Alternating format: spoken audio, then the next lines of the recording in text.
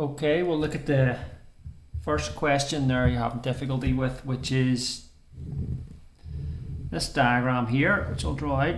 You've got a triangle and you got a line across, and these two lines are parallel, right? That's B, that's A, that's D, that point, that's C, that's theta, which is an angle that's missing. That's 7.5, 2.5, X, and 2.6. First thing that I want to talk about really is that you've got two similar triangles. It's maybe hard to see, but this triangle that I'm going to colour in, see that wee small one? That triangle, and also you've got the big triangle ABC. So they're actually similar, those triangles, because that's 90 degrees, that's 90 degrees. That angle is common in the top in both triangles, and that's theta, and also that angle in there is theta. So they actually share common angles. So the shaded triangle at the top and the big triangle ABC are actually similar. So what I'm going to do is I'm going to draw them out separately. So draw that one out and draw this one out. And that's A, B, C. And this is A and D. And there's no letter for this that I can see, but anyway, this side is X. All right, this side here is X plus 2.6. Okay, because it's all of this here, so it's X plus 2.6. This side is 7.5, and this side is 2.5.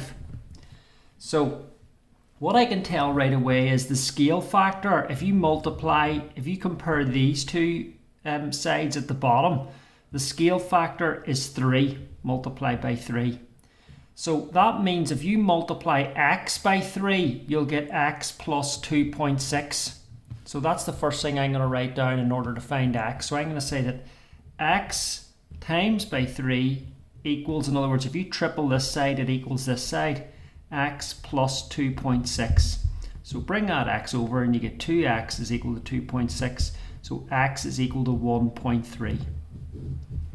Okay, so I can actually write that onto my diagram there. That's 1.3. Now, what it does ask you to do in the question is find the area of the trapezium here. Now, there's two ways you can do this, but probably the easiest way is to get the area of the big triangle and the area of the small triangle and take them away. Or you can use the formula for the area of a trapezium, which is a half A plus B multiplied by the perpendicular height, where A and B are the parallel sides of the trapezium. So if you look at it, what I'm going to do is I'm going to do it this way. It's going to be a half. The parallel sides are 2.5 plus 7.5, which is 10.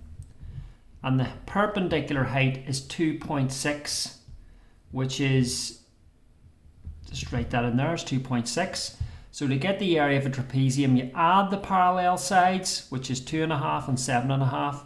You divide by 2 and you times by the perpendicular height between them. So that's going to be 5 times 2.6. So the answer is 13 centimeters squared. Okay. Or I think it's maybe millimeters. I don't have the question in front of me. I think it's millimeters squared. So the final part of the question, which I'll do up here, is to look at tan theta.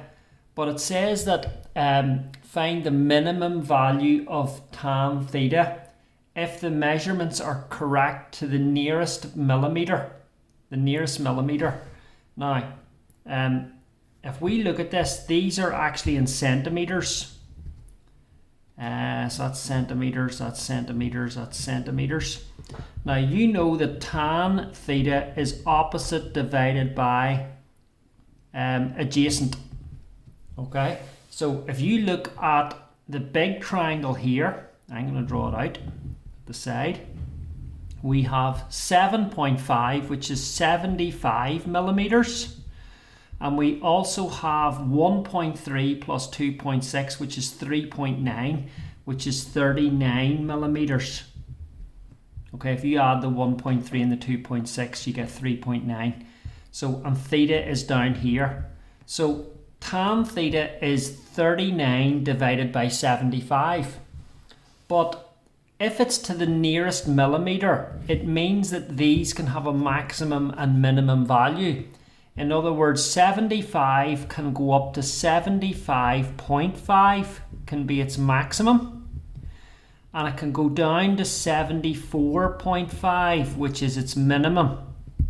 So see 75 to the nearest millimeter, it has a maximum value of 75.5 and a minimum value of 74.5. The same for 39. The maximum value for 39 is 39.5. That's the maximum. And the minimum value is 38.5. Okay. Now, what you need to do is you need to you need to make tan theta a minimum. In order to make it a minimum, you want to divide the smallest value of the opposite side by the biggest value of the adjacent side. So that means we're going to have to make O as small as possible. Remember, this is opposite and this is adjacent. So to make it as small as possible, it'll be 38.5. And you're going to have to divide that by the largest value for A, which is 75.5.